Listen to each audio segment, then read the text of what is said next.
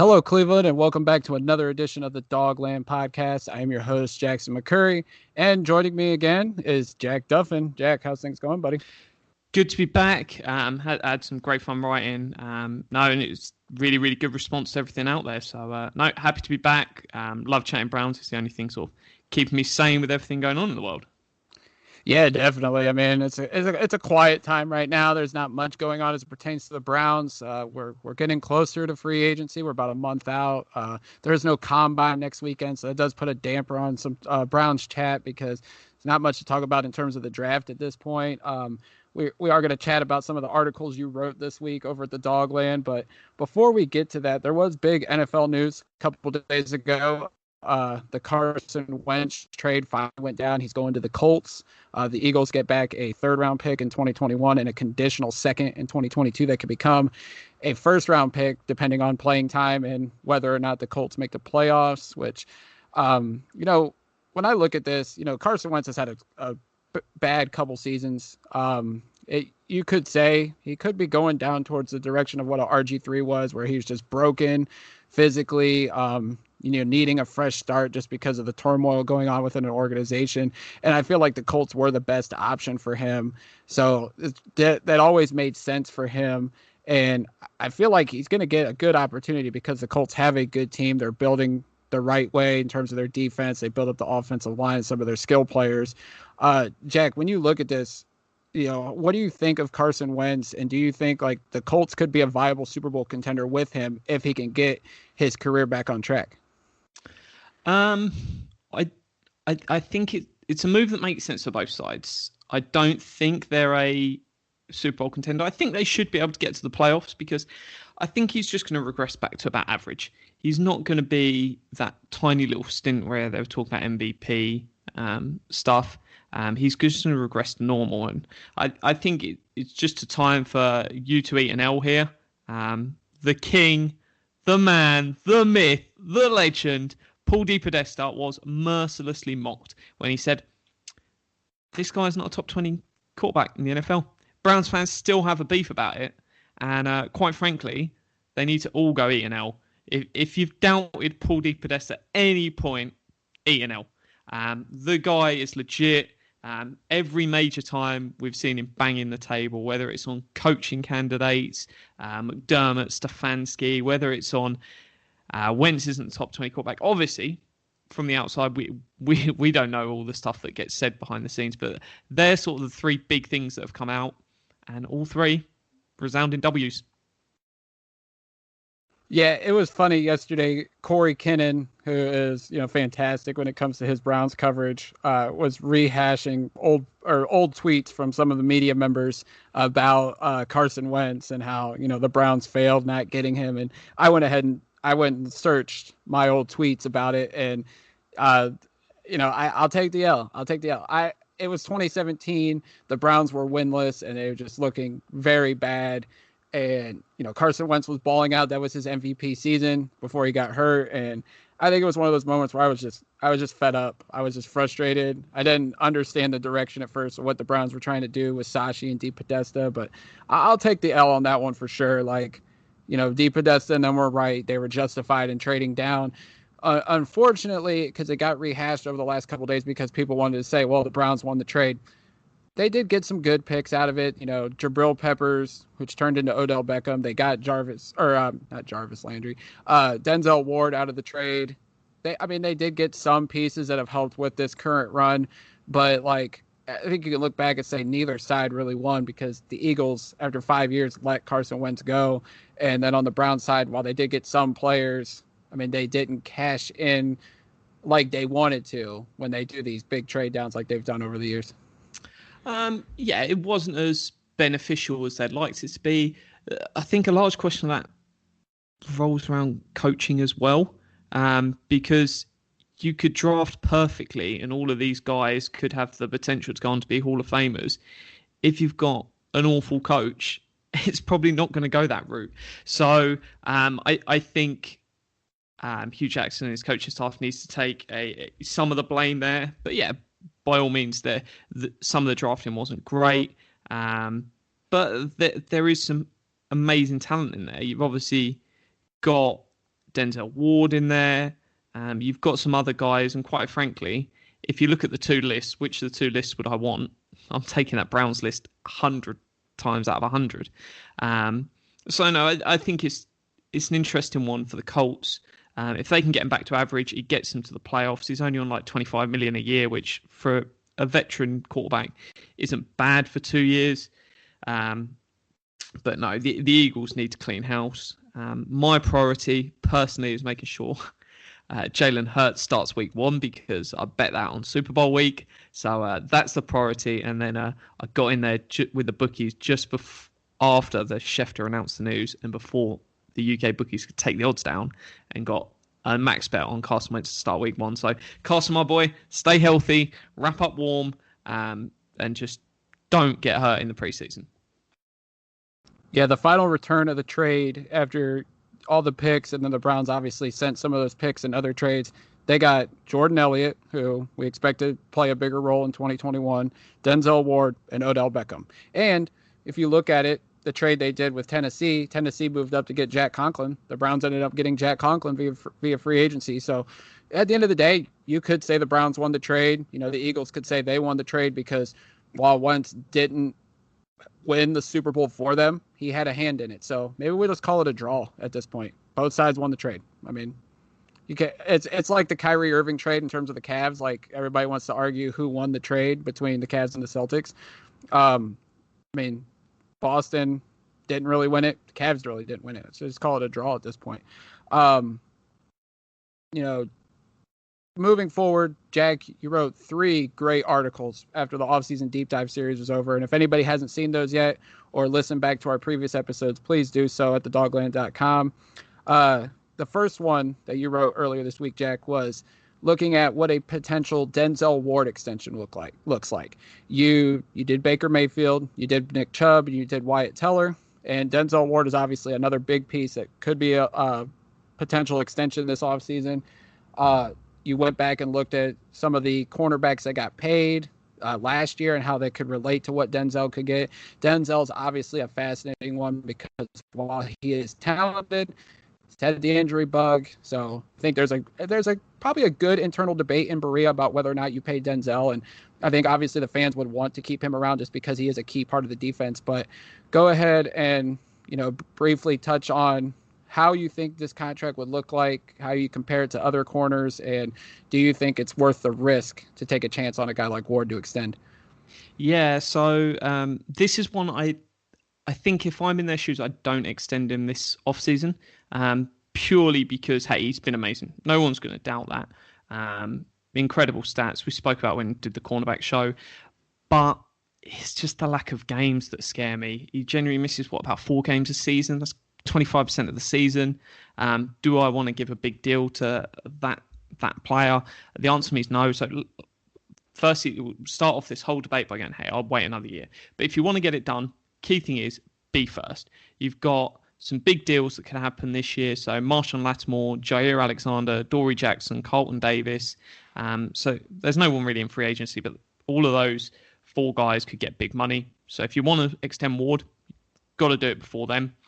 If we look at the cornerback deals, there were sort of 5 big deals signed last year. So we've got Byron Jones, Darius Slay, Tre'Davious White. The market then exploded with Jalen Ramsey, and Marlon Humphreys then sort of got on the back of that. So we'll talk about where that lane lands, but we're looking at like Tre'Davious White, 18 and 19 million a year. Jalen Ramsey, 20.6 a year. Marlon Humphreys, 20 a year. So that's sort of the top end there. And obviously that jump by Jalen Ramsey was massive. It's Tre'Davious White would have waited just a week. He probably gets at least another $1 million a year. So when we're talking about be first, that's the sort of value you get. And you're like, hey, it's only $1 million a year. But hey, why not? I'd rather have a 4 or 5 year deal and have that $1 million to spend somewhere else. So we have to go back to 2019. I was searching for sort of a player that had injury history and got a deal. So that was Xavier Howard. So he played 13 out of 16 games in 2018, 12 out of 16 in 2019, and then 13 out of 18 in 2020. So it's he was that similar sort of, because those first 2 years he had injuries, and it's like, no, sorry, that was Ward. Sorry, those were Ward's injuries. Now let's look at Xavier Howard. It was 35 games out of 48. So Ward played 76% of his games for up to this point, and Xavier Howard has played 73% of games up to when he was extended. So similar.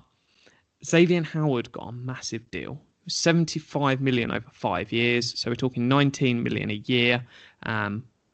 Once we adjust it and move it back a year, so it's in line with the 2020 cap, you're looking at 79 million over 5 years, 20 million a year in those sort of first 2 years.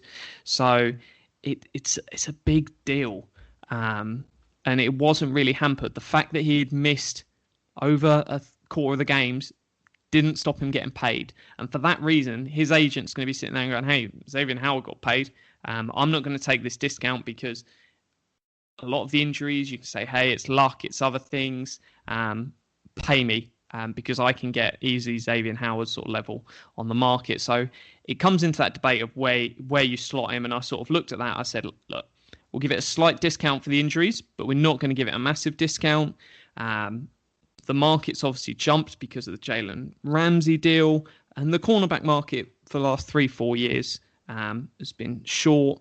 Patrick Peterson got a massive deal, but no one else really followed that in the past.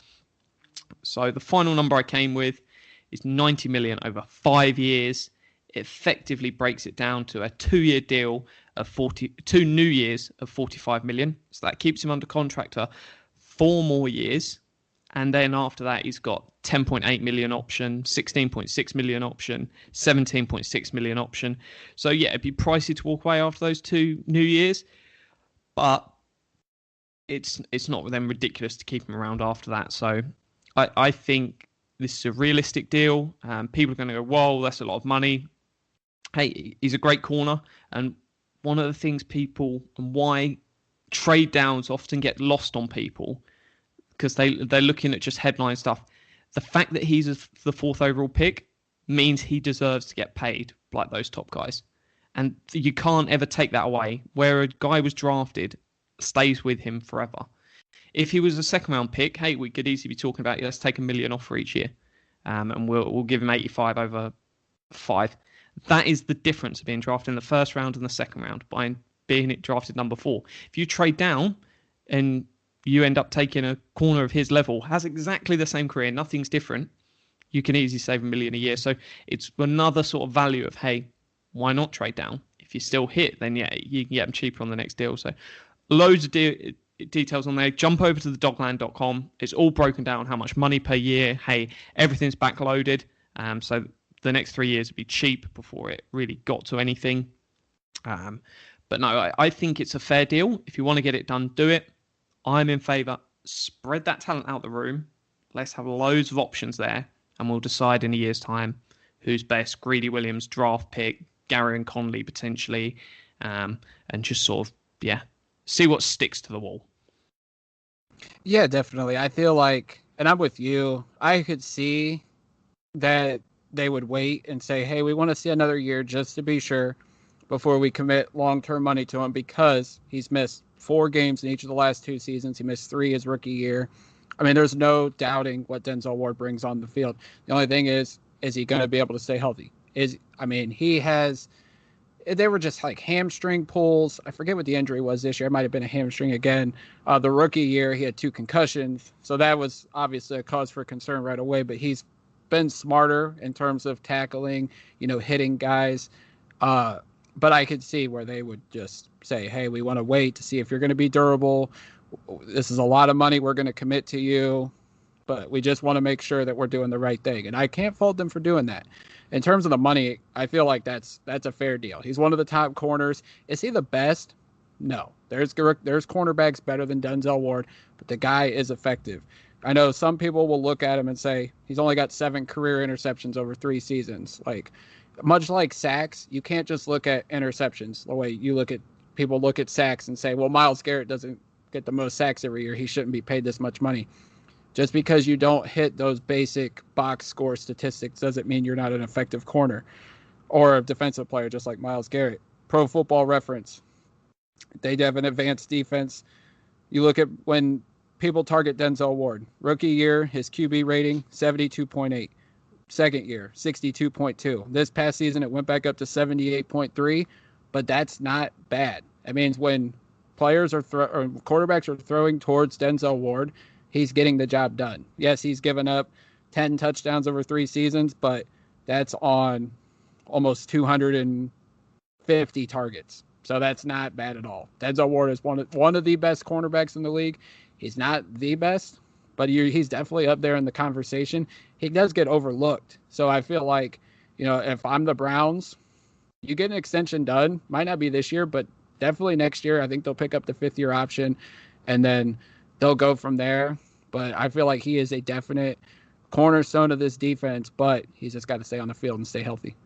Yeah, and the other thing about obviously waiting is, say this TV deal's out and the cap's going to be $250 million a year potentially in 2 years' time, then if you're blowing that $20 million a year, if he's healthy for a year, that $18 million a year that we're offering now is then $20 million a year, and then who knows, the cap's gone up. Let's call it $22 million a year.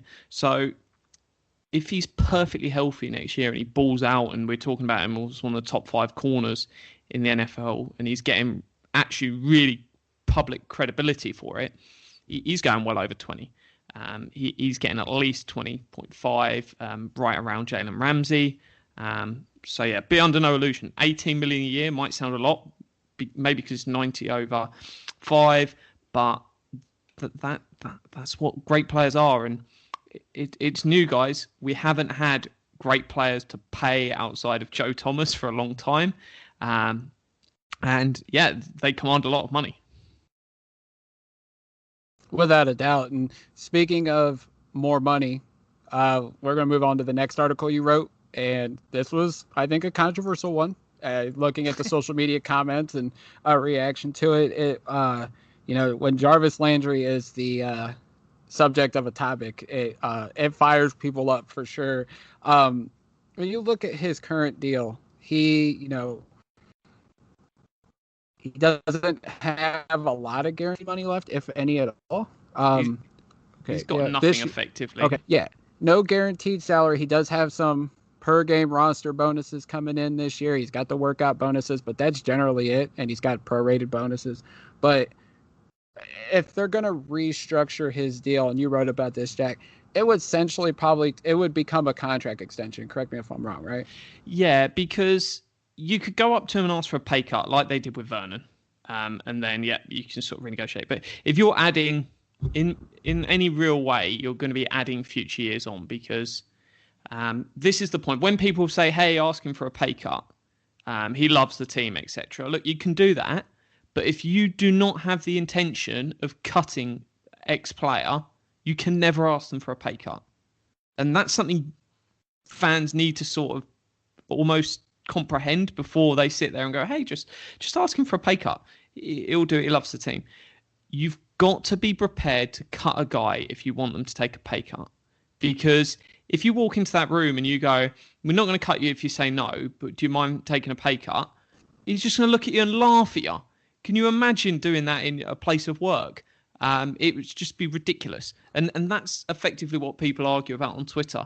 If you're not willing to say no, you can't do that. And they did it with Vernon. They were all around the market. That was Clowney. They were sniffing around in Gotway. They were sniffing around any sort of edge that come in, ideally a 1-year deal. And were they legitimately after them? Possibly. But that's something you can then go back to Vernon's team and go, look, we're sniffing around. We might go for this guy. And then he's like, yeah, I'll cut $2 million out of my salary, $3 million out of my salary to stay. You fully guarantee it basically at that point. But if you're not willing to cut a guy, don't ever say, I'll ask him for a pay cut. Yeah, and they did the same thing with Joe Hayden a couple years back. I think it was 2017. I think Sashi was still here. They asked him to take a pay cut. He didn't take one, and then they cut him. And that was like the shock. Everybody's like, well, why'd they ask him to take a pay cut? Well, because Joe Hayden's game was falling off, and he was hurt a lot, much like a Denzel Ward. The injuries were starting to stack up, and the Browns were clearly rebuilding. and they asked Joe to take a pay cut. He said no. They cut him, and he went to Pittsburgh, and he's had a couple good seasons. But I think the Browns still would do that all over again if they had to, because Hayden wasn't the same player. But when you look at Landry, and you wrote about this, you looked at what a potential extension would look like, and you broke it down. You compared him to other slot receivers, and I had this argument with somebody who's a coworker, and I said, Landry's a slot receiver. He goes, no, he's not a slot receiver. I said, look at the numbers. He's lined up in the slot more than he's lined up outside. He's not as fast as other receivers.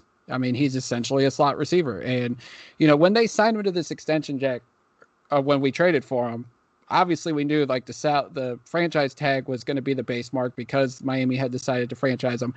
Was he overpaid at the time?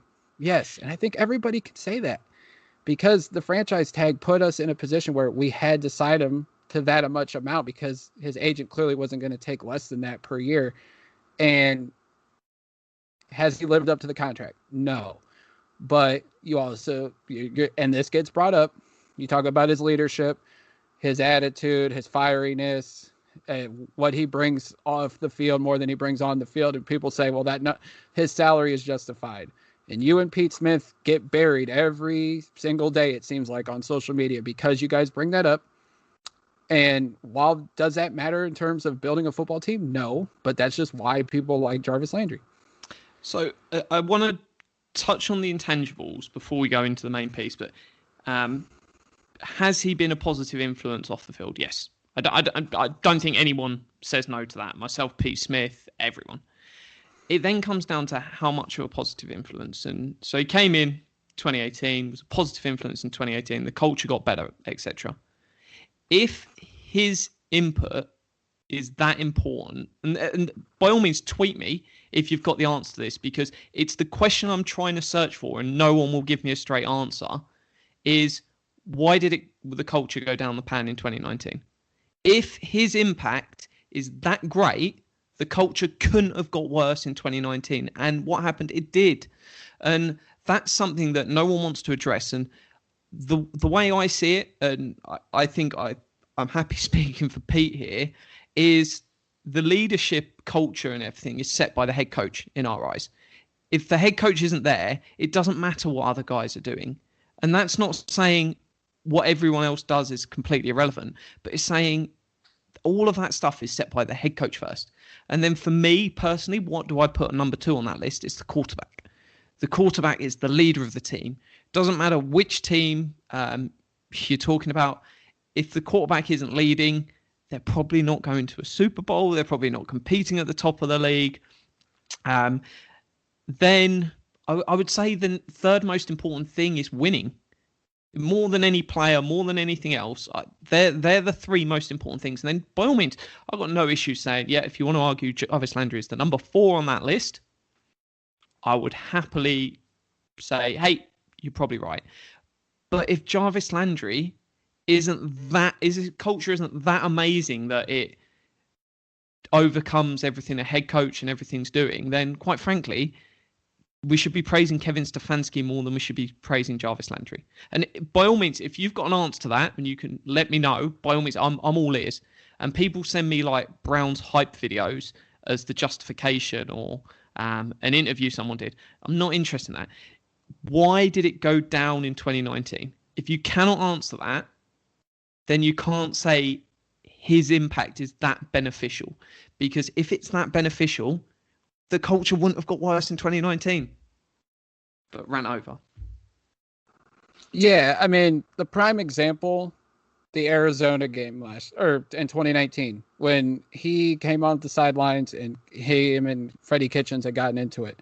I think that was kind of when, like, you seen Landry, trying to like say, hey, you need to get us the ball. And like, I think that was a direct message where he was frustrated and he was trying to be a leader, but at the same time, Freddie Kitchens, I don't think like the way Freddie was handling all that, I don't think it was good for anybody. And I think you just finally seen Landry snap. I think he tries to be like as much of a positive person and influence on that team as possible.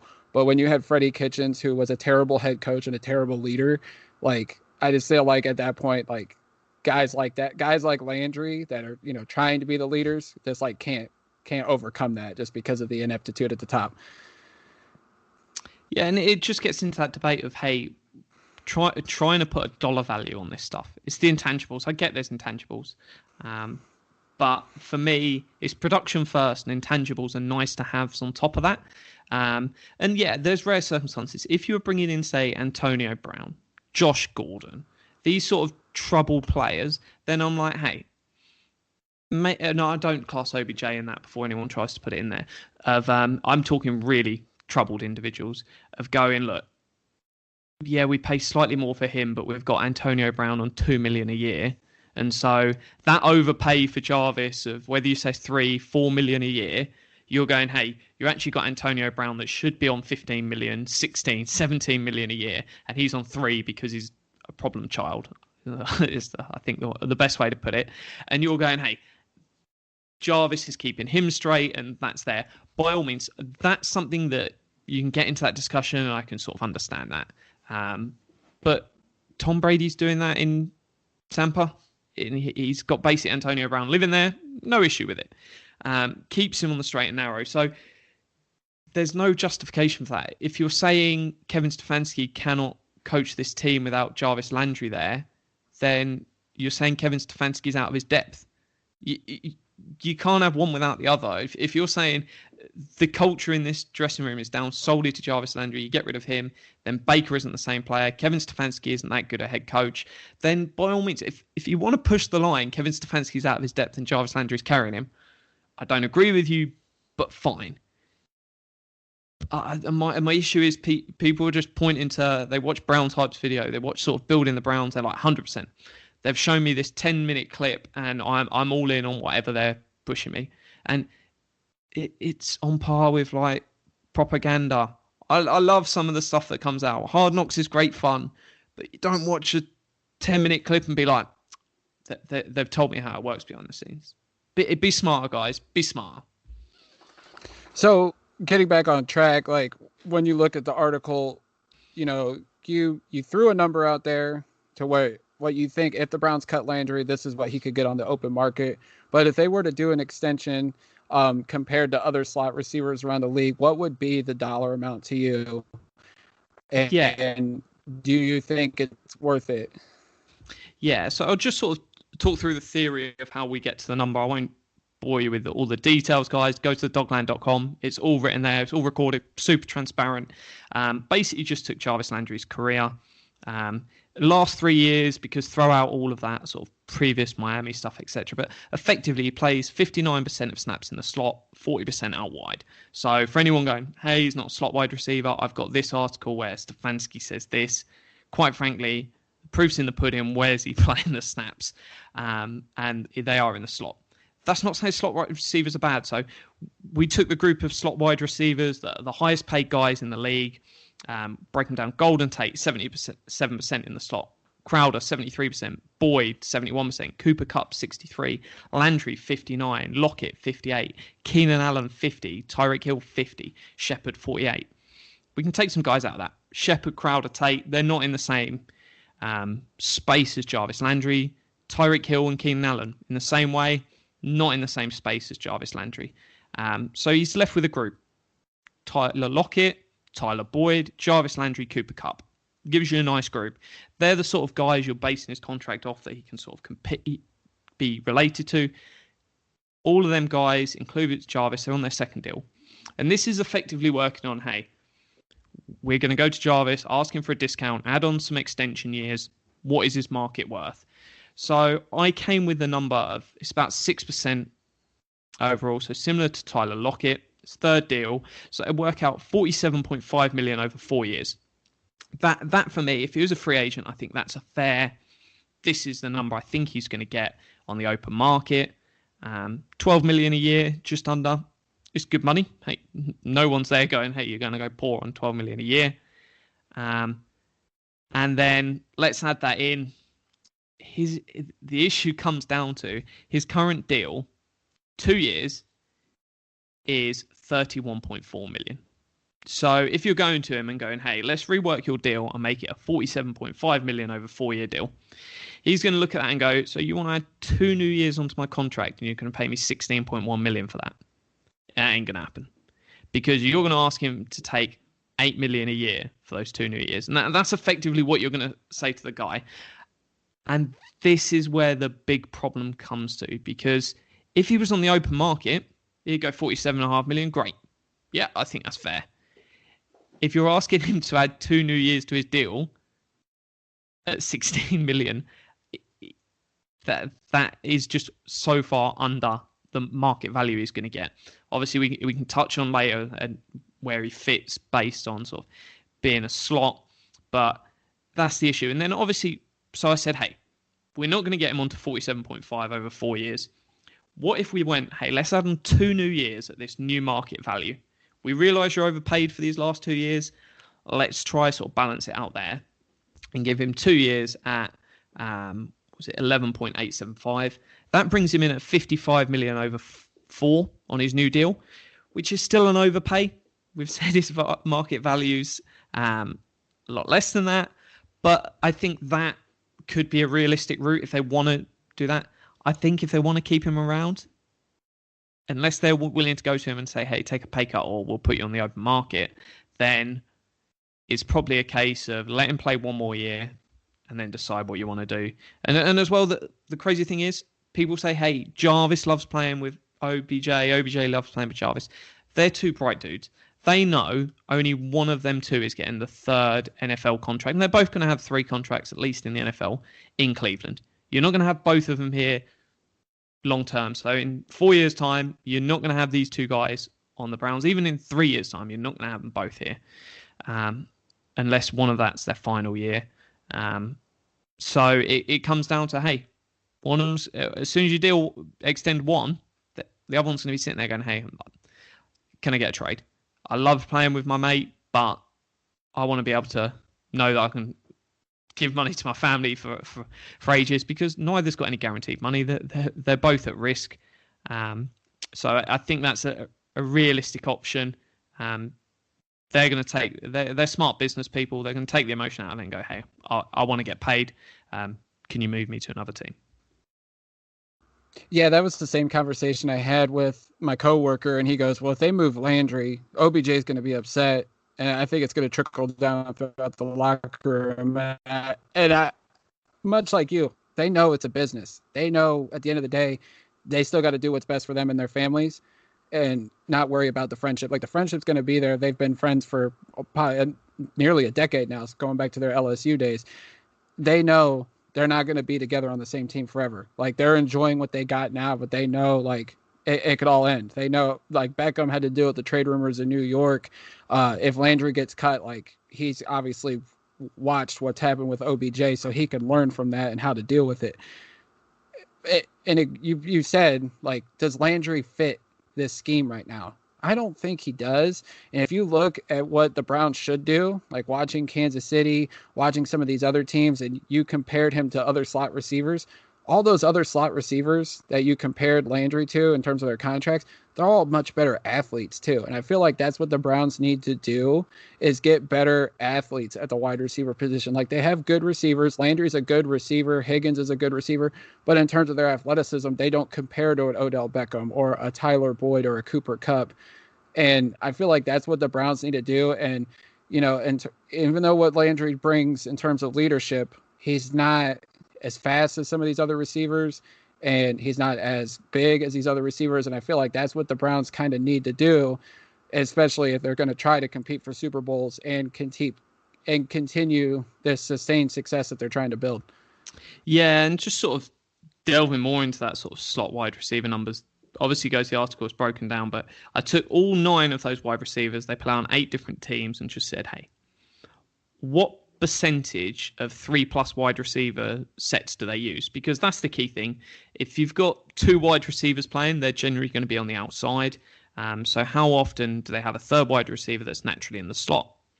So we've got the Bengals 83%, Jets 78%, Chiefs 73%, Chargers 71%, Seahawks 68%, Rams 65%, Giants 55%, Browns 44%. And then take those ones that are under 66%, Go back a year ago, Rams, they were 77%. I think it's just a one-year downturn. We know Sean McVay absolutely adores 11 personnel, so that's going to go up. The Giants was 74%. A new change of head coach means, hey, these players don't suit me anymore in Shepard and Tate. And effectively, I honestly believe it's the same with the Browns. They were 65% a year ago. So there's fundamentally a debate going forward, and neither's wrong. You can have Jarvis Landry, but we need to get that number up of 44% of 3 wide receiver usage to over 66%. Or you move on from Jarvis Landry and you keep the 2 tight end system that obviously Stefanski's a fan of. Baker seems to thrive in, because even last year that was his best play when there was extra tight ends out there. And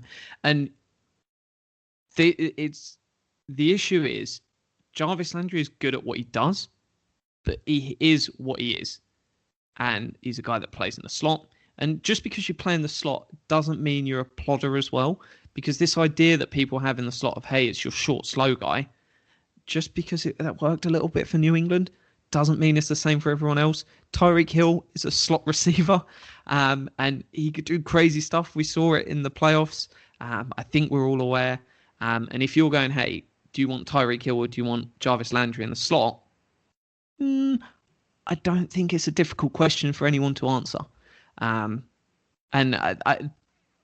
that's the thing Browns fans are fundamentally struggling to sort of accept. And I get there is an emotional attachment to Jarvis Landry. I fully understand that. But it's the 2 tight end scheme, or it's Jarvis Landry and the 3 wide receiver scheme. And who knows? Stefanski could go, hey, I want to change the scheme. I feel Jarvis Landry is important. We can keep him here. We can do that. We're going to trade David Njoku off because we don't need a second tight end if we're going to only use it on sort of 25% of plays rather than as high. And let's get up to 66% plus of 3 wide receiver, 4 wide receiver. So I'm not saying, hey, you have to get rid of Jarvis Landry. I'm saying, hey, you have a fundamental choice. It's Jarvis Landry or it's the 2 tight end system. They cannot efficiently coexist. No, they can't. And I would love to be in the room right now with, Coach Stefanski, Andrew Berry and company, and to see like how are they debating this? Not just for this year, but like moving forward. Like, are they does Stefanski want Landry around, but does he know that he might have to make changes to his offensive scheme to accommodate him? And then, Andrew Berry's probably like, well, then if we want to keep him around, like, how's this going to affect us at contract negotiations? There's so many levels to it. And I would love to be a fly on the wall while they're having these debates, if they're having these debates. Yeah, no, for fans that go, no, they'd never discuss that they're discussing every single player. If you haven't thought that they've had a discussion whether Baker Mayfield's the guy, then you really not understanding what this front office is about. Every single one of the 53 players, they'll have put on the board and gone, what do we think? And they'll have had a decent debate. I would be shocked if there's any one of those, maybe outside of my boy Charlie Hewlett, that hasn't had 20 to 30 minutes just on them. Just on this sort of one player. Hey, what do we do? What are the options? And they'll start big picture. How a lot of people in sort of the academically gifted, or however you want to work it out, I'm not that academically gifted, but I get what they're trying to do, is you start from the biggest possible list of things, and then you start ruling stuff out. You go, hey, well, we like this guy. What do we have here? And then you work, hey, what can we do? What do we need to get the most out of this player? Is this player someone we want long term? They're going to go through all of that, and they are incredibly detailed. And that's great. It's a really nice thing to have after years of just slap it on the board, let's do it sort of vibe. Obviously, I'm sure John Dorsey did more than that, but that's the vibe I got from him. It's like, hey, let's do it. There is going to be an incredible amount of detail, and Stefanski is going to be on board with Berry, Deeper Desta's in step. They're 3 smart dudes, and they'll come to the right conclusion. Would I be shocked if Jarvis Landry is here next year? No. I don't think it's the most efficient use of resources. But can I see him getting a contract extension in the Browns this offseason? Their number just doesn't work. Unless they're genuinely happy to walk into the room and go, hey, well, probably won't even go straight to Landry, or they might bring Landry and his agent in and go, look, this is what we're thinking. Hey, this is where the team's going. We're using 2 tight ends more. We're happy for you. If you want to walk away, sign another deal somewhere else, do like the JJ Watt route. Nice video, explain. They'll come out and say, hey, this might be why. And they'll let him go and get into the market. Because there's a lot of respect for Jarvis Landry, so they probably want him to hit the market before roster, sort of free agency and stuff happens, because that's the best route for him. Gets out there early, gets more money, better opportunities. What they don't want to do is if you cut him in sort of April, May, June, that's really tough because teams have spent their money, especially in this salary cap year, and then he's taken a much cheaper 1-year deal. And you don't want to get into that room of sort of almost being seen as bullying agents, players. They did it a little bit with Vernon. It can't be in every off-season, else they're just going to ask for massive roster bonuses, everyone, or like fully guaranteed final years of their contracts if they're here like 3 days into the season, because no one will trust the front office. And by all signs, agents, people really, really rate the front office. Yeah, I think if it got to that where they cut them in like April or May, once like salary cap space, and that's just bad business too. I feel like if they're going to make a move, it would be like now or like next month, right when free agency is getting started. Like if they want to make a move, like you think they'd do it then, just for good business, just for both sides, to where like Landry has a chance to go out on the market, get something good, get a good multi-year deal. But yeah, it's a fascinating topic, obviously, because with Landry, what all he brings, and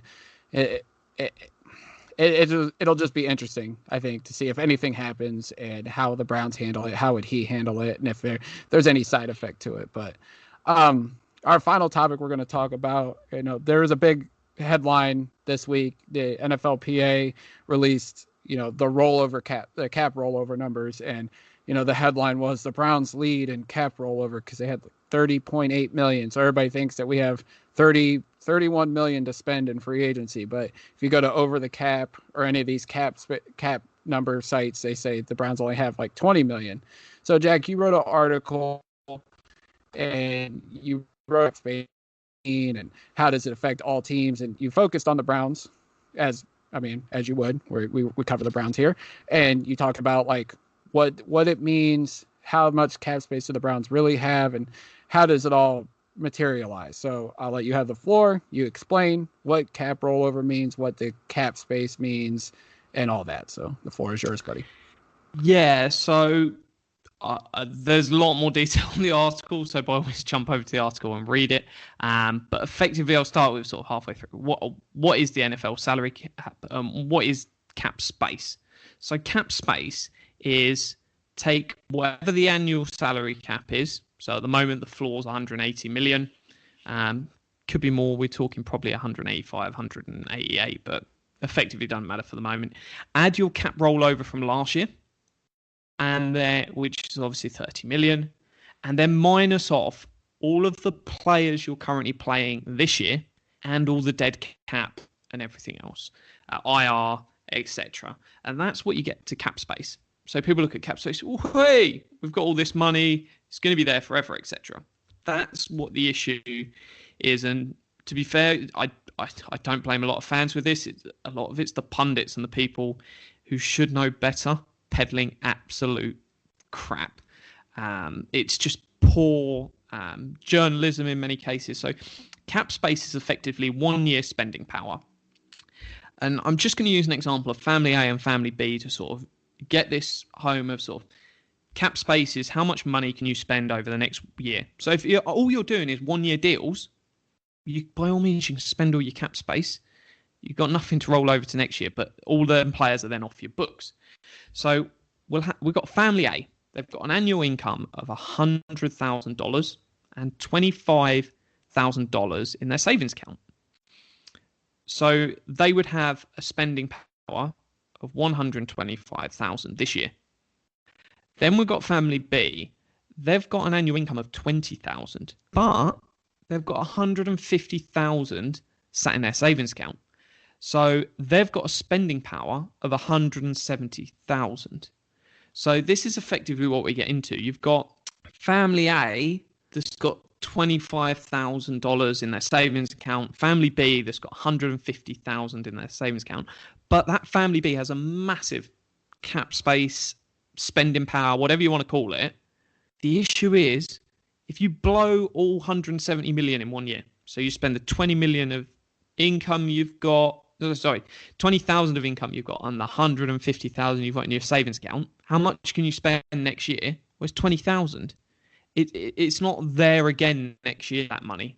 And that's sort of where people need to sort of understand that the cap rollover is just savings account. Once you blow all your savings, and if you want to go out and have an awesome weekend and blow every single penny of savings you've got in the world, you can't go out next weekend and spend that money you no longer have. So that's sort of, people need to understand that just because there's this list of, hey, all these teams have got cap space, it doesn't effectively mean this is their spending money for this year, next year, etc. It's a 1 year window. And then we get into where do the Browns currently spend? How much money are they spending? If we look at their active roster and how much dead money, the Browns are the 11th most expensive team in the NFL. 11th. We're not poor in terms of how much we're spending. We are spending massive amount of money. There's only a few teams currently spending more than us, just to run through them. Rams, Falcons, Bears, Vikings, Raiders, Packers, Chiefs, Steelers, Eagles, Saints. And if we had no cap rollover this year, we'd actually be doing shows at the moment talking about how we can cut about 10 million off of our roster so we're compliant with the cap on the 17th of March. That would be the debate we're currently having. That is how much money is in this team. So there is a lot of money spent on this team, as there has been. The last 4 years, the Browns have spent, this is going to be the fourth consecutive year, the Browns have spent more than the NFL allows teams to spend. They've been using that savings, digging into it, which they're perfectly no issue with doing. But if you look over a 4 year window, we're going to potentially be the most expensive team in the NFL. And you have to ask yourself, have we got the results we want? Probably not. And this cap space, the number looks great. Hey, you've got 20 million. Let's go out and spend it. If you sign JJ Watt at 25 million, well, that's it all spent and more. Obviously, it will still be on this cap year because, hey, half of that money or etc. is going to be into next year. But the money is finite. It's savings account money we're working off now. It's not your annual cap. And that's the key point. And by all means, go to the article, sort of read through that section, really sort of try to understand it. If you've got any questions, by all means, tweet at me. DMs are open. I can go in, sort of use different examples. But effectively, we're spending more than we're allowed every single year. This is going to be the fourth year of doing that. The buck's going to stop at some point. Yeah, and to like further on with what you said, you had mentioned like the Browns can create salary cap space, and you actually wrote about this with your Cap Magic article, which was great. If anybody hasn't checked that out, please go do so at thedogland.com. But the Browns can move money into future years with guys that are on multi-year contracts. Beckham, Landry, you mentioned Conklin, Hooper, the Treader and Batonio. You can take the cap space and push it into further years, which some of the teams that are the top spenders, like the Saints, the Eagles, they've done that, but now they're having to sacrifice because they push their money into future years, and now they are way over the salary cap. So if you want to add on that, talk about how the Browns can, create more cap space just by pushing some current money into the future. Yeah, so loads of fans sort of see, hey, you can create money by doing this stuff. And it's almost a lie of using the word create. It's not create, borrow is probably a much better example, as you sort of said, because you're borrowing it from the future. If you went, hey, let's use some cap magic, create this 35 million extra, and that's what we can create by those players. Jack mentioned, tweeted about it over the weekend, but effectively you can create 35 million worth of space by moving money from this year into signing bonus, which stretches it over the future. And where does that 35 million go? Well, effectively, it just becomes 24 million on next year's cap that you've already spent, 10 million on the year after's cap, and 1 million on the year after that. So you're just spending money in the future. It's basically like, hey, you went out there and I don't know if you have the same thing in sort of the US you have in the UK. Buy a sofa, don't pay a penny today. And then over the next 3 years, you pay it back. The next 5 years, you'll pay it back. 0% interest. You'll just say it's a £300 sofa. You pay nothing up front, and you pay £100 over year one, 100 over year two, 100 over year three. That's effectively what you're doing. So you're getting the asset now, and you're paying for it in the future. You don't suddenly get anything extra in those future years. You're just paying it off that you've already used it. And so that's sort of the key thing to understand with this of, hey, I've pointed, let's magic up 35 million to spend this year. And that's fine. You've then got to cut 24 million next year. Who are you cutting? What player is that? You're going to cut 24 million out of the roster. Is that someone that you go, hey, we're going to let Sheldon Richardson walk? We're going to cut Jarvis Landry, and that's 24 million saved next year. That's the sort of stuff of when you're going, hey, to borrow it from the future. The Saints are the perfect example this year of when that eventually catches up with you. It's brutal. And at the same time, obviously we'll touch on the article I wrote really early in the off-season. What happens when you pay Baker?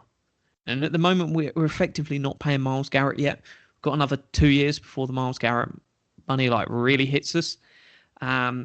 So you've got to be ready for this, because you're going to have a shift where there's 8, 9, 10. I'd say it's more than that. Yeah, I'd say there's about 10 as what you would call. They're paid top 5 at their position. They're paid big money players.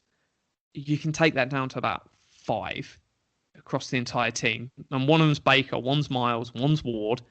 You probably have 2 on offense, 1 on defense. So let's say 6. You can have 6 guys. At the moment, you've got loads. You've got 3 of them on your O-line. And then I'm saying, you're right, you can have 3 across the rest of the team. So your Baker, Jarvis, your Odell Beckham, your Sheldon Richardson, all of these guys, you've got to move the way the roster's constructed. It's going to be built around 3 guys. No issue with doing that. But that's going to be Baker, who takes up effectively 3 people's money. Myles Garrett takes up 2 people's money. Ward's going to take up at least 1.5. So these guys suddenly start filling out your roster. But you can do some magic with this stuff. But at the same time, they don't want to... Just don't look at cap space and be like, that's all the money gone. The thing that I always look at every single year is, what is the budget? So this year, whether it's 180 million, let's talk about last year. It was 198.2. Anytime we were spending over that, I'm like, I was starting to wince. I was like, do we really need to spend that? That's always the question. It's like, if you're in the same way in life, if you're spending over the money you're bringing in each month, you really need to sit there and think, should I really spend this? And it's not a life and budgeting podcast, so I won't go too far down that route. But any normal person is asking that question. And so if you're ever looking at, say, roster building, what's the number to look to? Annual budget the NFL sets, whatever that number is, obviously put it to one side this year. If it's 180, 185, it's gone down. It's usually going up. So in future years, it will be better idea to use. This is a bit of a wacky year. And they might just say, hey, we've got the cap space.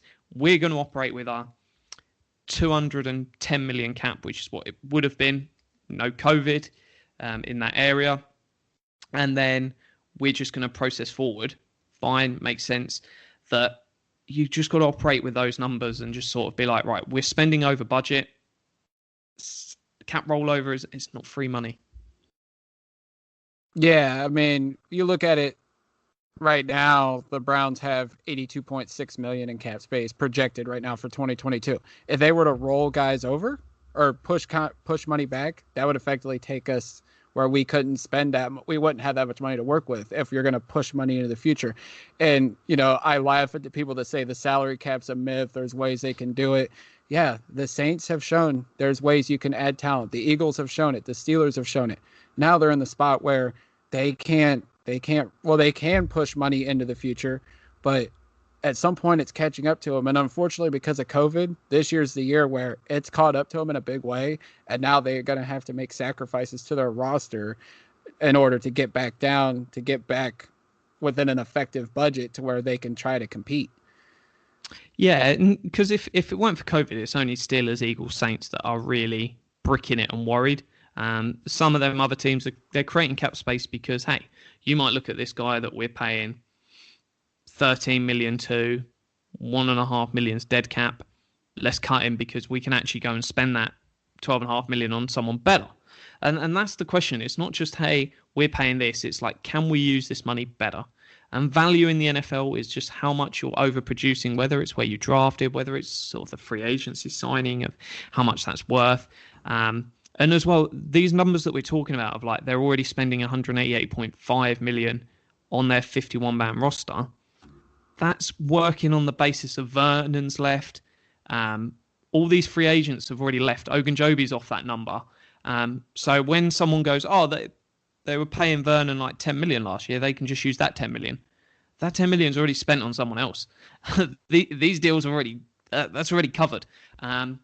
You work off that sort of number, and yeah, they're on 188.5 on their 51-man. They've got $500,000 in dead cap across Austin Seibert and Chad Thomas. So that's basically 189 million they're spending. I would say they probably up for going sort of 10 million, 15 million over the cap this year. And obviously when we talk about backloading these deals, a player like Hooper, they could walk away from after 2 years. That's fine. The contract's designed that if they want to walk away after 2 years, it's great. There's still going to be an 11 million bill in that third year when he's not on the team. Regardless if he's here or not, that's what they've got to pay. And the deal's designed so that there's only like 11.75 in the first 2 years, and then there's a dead cap left afterwards. And that's not a dead cap in guaranteed salary or anything. That's just because they went super cheap in those first 2 years. So the backloading deals means there's even less cap space in the future, as Jack said. But yeah, I always work off what is the number. Take it with a pinch of salt this year. If we get to 185, I think they're like, right, we'll happily spend 15 of this. We're going to work on a 200 million salary cap number. That's where they're going to be, because you always need some cap rollover. It's important to have, just to give you a little bit of wiggle room. Yeah, it's always good to have some flexibility, just, to go out and sign a potential free agent, to work out a potential trade. Like, having the flexibility is good. But I'm just so fascinated to see how they're going to maneuver the cap. How's Andrew Berry going to put a competitive team out while keeping some of the core guys? He's already signed Myles Garrett. We're expecting Baker to get an extension, potentially Denzel Ward, potentially Nick Chubb, potentially Wyatt Teller, and still manage to put together a competitive playoff team for not only 2021, but for 2022, 2023, and so on. So I know people are going to get mad sometimes when we let players go, but you have to make sacrifices in order to keep a winning product out on the football field. Yeah, and these are players you've got to replace. You've got to replace Olivier Vernon. You've got to replace Kevin Johnson, Terrence Mitchell, Cole Joseph, BJ Goodson, Malcolm Smith, Sindejo, Ogunjobi, Rashard Higgins.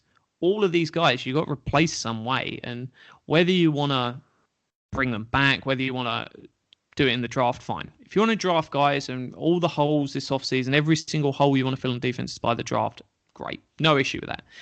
If you want to sign JJ Watt, where's that money coming from? If you want to sign Marcus Williams like I do, where's the money coming from to do his deal? This is sort of the question that people need to understand. Every addition, pretty much this offseason, needs to result in a subtraction. So lots of people are like, hey, Claiborne's going to stay. Claiborne's good. He's a nice depth piece. Quite frankly, for $3 million, you can do one. he doesn't have that value to me of like, I really like this guy. If you sign JJ Watt and you draft someone in the second round, am I paying $3 million for my fourth edge? Not a chance. Give me Port Augustine there at like less than $1 million. That's sort of what you're looking. So the bottom of these rooms are going to be super cheap, and there's going to be tough choices. If you're sat there going, by all means, sit there and write your free agent list that you want the Browns to sign, add the numbers to the salary cap, and then sit there and wince. And naturally, what you can do is no issue with it. And that's the moment when you've got to sit there and start cutting guys out. And it's why when I look at, hey, I put my dream 53 out there, people are like, oh, why have you got rid of these 3 players? I'm just like, well, I wanted to add a JJ Watt. I want to add Marcus Williams. I want to add KJ Wright. I want to add Rashard Higgins. Their money's got to come from somewhere. And that's sort of the key thing. So I'm going to work on a really interesting piece that I sort of started with. Here's where the Browns have got to be in 2023 and beyond, because Baker, Ward, Miles' money's there. And obviously another one, Chubb. If you want to pay Chubb, where's that money coming from? Some people didn't like when I said, hey, if I gave you an option, same money, it's Hunt and Landry, or it's Chubb and Higgins. Well, that's it. It's all opportunity costs. People go, it's not my money, I don't care, that's the owner's problem. But it is your team. And your team has to decide, do you want option A or option B? And it might not be that exact option of they look at Landry and Hunt and they look at Chubb and Higgins and they go, all right, I want to do this or do I want to do that. But those are the sort of decisions that the real front office has to deal with. And people that tweet me and go, oh, we don't want to have to deal with this and think about this as fans. Fine, but then don't have a single opinion on the draft, on free agency or any of this stuff, because everything cannot be dealt with in a silo. The draft affects free agency affects the cap affects the draft. All 3 are interlinked, and that's effectively good team problems. And I'll keep repeating this on podcasts, and people don't really sort of understand the difference the Browns are in from 2-3 years ago. They've got too many good players, and that's awesome. But at the same time, you can't keep everyone. We haven't gone into the settings and turned the salary cap off on Madden. Unfortunately, Roger Goodell is not turning that button. So you're going to have to learn to live with it. And the fact that you release a guy that's an above average starter or trade him or something like that, that just means you're awesome and your team's probably competing for a Super Bowl. Good team problems. We love them. We're happy to have them. They create interesting conversations. There's going to be some pain where you're like, why did they do that? And then next season, you're like, they won some more games. They might have won a Super Bowl. Yeah, it sucks. Your favorite player might not have been a part of it, whoever that is, whether that's Xavier Thomas, whether that's Jarvis Landry, whether that's Nick Chubb, whether that's OBJ, whether that's Batonio in 3-4 years' time. Yep. Unfortunately, I'm more cared about whether the Browns win a Super Bowl than does my favorite player get to a playoff. Without a doubt. And, like we say numerous times during these podcasts or previous ones, go check out Jack Duffin's work at thedogland.com. He puts time and solid effort into each piece, uses a ton of data from other, sources, and he puts out great content. We talked about 3 articles he just did. He's wrote over a dozen articles over the past month, breaking down the Browns roster, breaking down potential contract extensions. Like Jack does some serious solid work. And Jack, do you have anything else coming down the pipeline here as we inch closer towards free agency? I think I mentioned it on the last pod, but if I didn't, I really, really wanted to write on a Harrison extension, but that can't happen because he's only had like 240 snaps or 360 snaps, was it last year? And neither side's getting around the table to extend him. The Browns won't pay at that. He won't want to do a deal that is that cheap because he's like, hey, I'm going to have an awesome year. Everything's primed to go on this defense. I'm not signing it now. So I've got the 3-year plan coming in. I've got probably a piece on comp picks. I'm going to write on the 4 different types of free agency. I'm going to write on the options for slot versus corner because I think that's going to be an interesting one because fans are looking, hey, talking about silos again, they're looking at the cornerback room and then they're looking at the safety room. It's big picture, guys. So what you do in one impacts the other versus draft versus free agency, and the key thing is free agency happens before the draft. So don't go, this is the guy we're going to draft at 26. He's 100% going to be there, and then we're not going to do this in free agency. You've got to prepare for every scenario. And then I think that's it. I might do a standalone piece just on slot corner, but that might end up in the slot versus safety investment. How to do it. I'm not saying invest in one or the other. I'm going about how you invest it. I'll come up with about 5 different suggestions probably in the article for, do they go this route, this route, this route? And then by all means, you let me know. If there's any article you're sat there going, hey, I want something on this. Even if it's a simple question, I can answer it. DM, tweet me. But if you want a full article, then by all means, send it my way and I'll work on it. And as we wrap things up, go ahead and plug your Twitter, plug the other podcast you do with Paul Brown and Ian Wright, and we'll get on out of here. So the Twitter is Jack Duffin, Duffin. The podcast, we've got a major shake-up, new format coming for you. So check that out on Monday. It can be your lovely little 15-minute installment every single day, 7 days a week. Even Christmas Day, we'll drop a podcast. So it's going to be really quick. We're going to have one topic. We're going to go deep on it, and we're going to cover it all off in 15 minutes. So check that out. It's the Paul Brown podcast. But no, some exciting stuff happening over there. And where can people find you, buddy? You can find me on Twitter at JackMcCurry08. You can check out The Dogland at The Dogland on Twitter, as well as Facebook. Check out thedogland.com for all, great content from Jack, myself, all our team over at The Dogland. And until next time, which whenever that may be, we don't have anything planned as of now. Go Browns. Go Browns.